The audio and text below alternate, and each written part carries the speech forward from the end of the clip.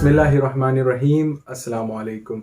मैं हूं आपका अपना प्रोफेसर मोहम्मद दाऊद और मैं खुशामदीद कहता हूं आप सबको आपके अपने यूट्यूब चैनल अपना प्रोफेसर में। डियर स्टूडेंट्स, आज हमारा इंग्लिश सीखने का दूसरा दिन है।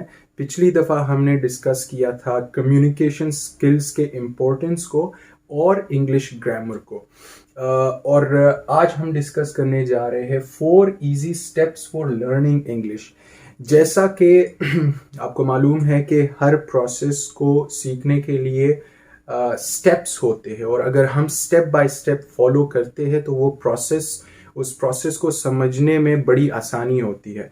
इसी तरह इंग्लिश ज़ुबान को सीखने के लिए मैं लाया हूँ 4 इजी स्टेप्स, जिसको वन बाय वन हम स्टेप बाय स्टेप फॉलो करते हुए इंग्लिश ज़ुबान को लर्न करेंगे।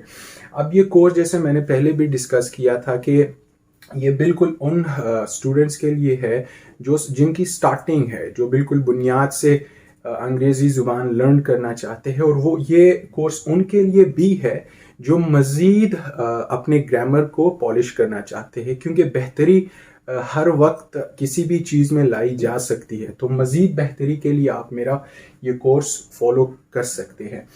तो आइए स्टार्ट करते हैं। द फर्स्ट इंग्लिश ज़ुबान की जो इकाई है, जो यूनिट है, बिल्कुल बुनियादी इकाई, दैट इज़ लेटर, जिसे हम उर्दू में हर्फ या हरूफ कहते हैं।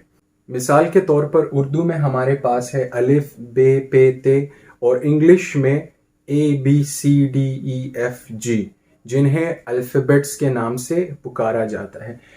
डियर स्टूडेंट्स, जब हमें लेटर्स के बारे में मालूम होगा, यहाँ पे मैं लिख देता हूँ ABCD, बिल्कुल ये इंग्लिश ज़ुबान के यूनिट्स है। जब हमें यूनिट्स के बारे में मालूम होगा, लेटर्स के बारे में मालूम होगा, तब जाके हम वर्ड्स बना पाएंगे। लेटर से वर्ड्स जन्म लेते हैं। फॉर एग्जाम्पल, मैं इन लेटर्स को इस्तेमाल करते हुए लफ्ज बना देता हूं कैट, या फॉर एग्जाम्पल स्कूल। अब देखिए, फर्स्ट वर्ड में 3 लेटर्स है, 1 2 3, 3 अल्फाबेट्स है। सेकंड वर्ड में 1 2 3 4 5 6 लेटर्स है। तो ये लेटर्स मिलकर हमारे लिए वर्ड्स बनाते हैं। थर्डली, वर्ड्स आपस में मिलकर सेंटेंसेस को जन्म देते हैं। फॉर एग्जाम्पल, मैं ये वर्ड यूज करते हुए जुमला बनाता हूं, I go to school। अब ये लफ्ज इस्तेमाल करते हुए I have made a sentence।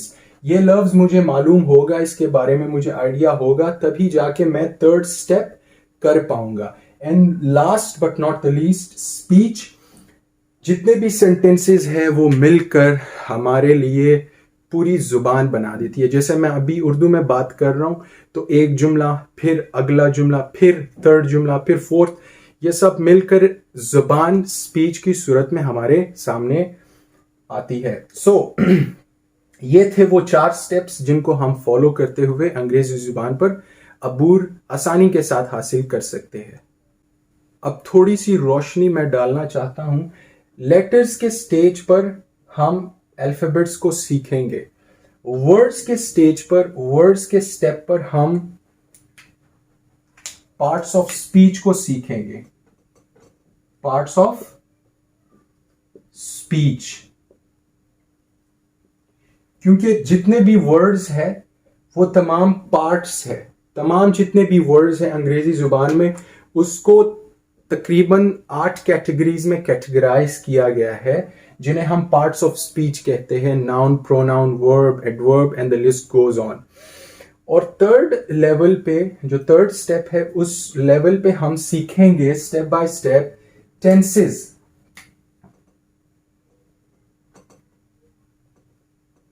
हम सीखेंगे टेंसेस, जैसे past, present and future.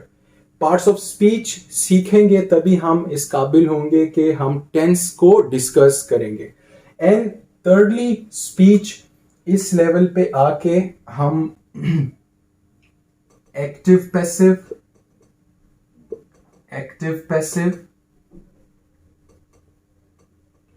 and direct indirect, direct indirect. और इसी तरह कंडीशनल क्लासेस है और भी बहुत सारे ग्रामेटिकल कंस्ट्रक्शंस हैं जिन्हें हम स्पोकन इंग्लिश और रिटन इंग्लिश में आगे जाके पढ़ेंगे। मगर सबसे पहले चूंकि शुरुआत है तो शुरुआत में हमने इंग्लिश जुबान की बुनियाद पर अपना गिरफ्त हासिल करना है। तो एबीसी पर लेटर्स पर थोड़ी सी रोशनी डालना चाहूंगा। लेटर्स इंग्लिश जुबान में 26 की तादाद में पाए जाते हैं।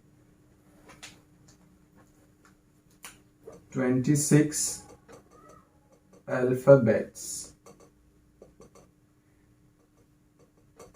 अब इन 26 अल्फाबेट्स या 26 लेटर्स में 21 कॉन्सोनेंट्स है, कॉन्सोनेंट्स, और 5 वोवेल्स है। 26 में 21 कॉन्सोनेंट्स है, 5 वोवेल्स है। अब आप के जहन में सवाल होगा कि what are consonants and what are vowels. Basically consonants वो लेटर्स है जो किसी भी वर्ड के शुरुआत में या अव्वल सर में जब आते हैं तो उससे पहले अ का इस्तेमाल किया जाता है। जैसे अ कैट, कैट कॉन्सोनेंट है, इसीलिए हम कैट से पहले अ का आर्टिकल इस्तेमाल करते हैं। और वोवेल्स जिनकी तादाद 5 है, वो जब भी किसी भी अल्फाज के अव्वल सर में इस्तेमाल होंगे तो उस लफ्ज से पहले एन आर्टिकल का इस्तेमाल होगा। There are 5 vowels for A, I, E, O and U. जब भी ये 5 वोवेल्स या 5 अल्फाबेट्स किसी भी वर्ड के शुरुआत में एग्जिस्ट करेंगे तो उससे पहले एन का आर्टिकल इस्तेमाल होगा, जिसका मतलब है एक। इसका भी मतलब है एक। मगर इन दोनों में फर्क यह है कि ये जितने भी कॉन्सोनेंट्स है उन अल्फाज से पहले इस्तेमाल किए जाते हैं, और जितने भी वोवेल से शुरू होने वाले वर्ड्स हैं उनके लिए हम एन इस्तेमाल करते हैं। फॉर एग्जाम्पल एन एप्पल, ये वर्ड है और इस वर्ड का पहला लेटर अ है जो वोवेल है, इसलिए अगर हम अ इस्तेमाल करें तो रॉन्ग होगा, गलत होगा। हम कहेंगे एन एप्पल। तो मैं उम्मीद करता हूं डियर स्टूडेंट्स कि आपको आज का लेसन अच्छे से समझ आया होगा। अगर आपको ये वीडियो पसंद आई है और आप समझते हैं कि ये कोर्स फॉलो करते हुए हम इंग्लिश ज़ुबान को आसानी के साथ सीख पाएंगे, तो मेरे चैनल को सब्सक्राइब कीजिए और वीडियो को शेयर कीजिए अपने दोस्तों के साथ। मिलते हैं अगली वीडियो में, तब तक के लिए टेक केयर, अल्लाह हाफिज़।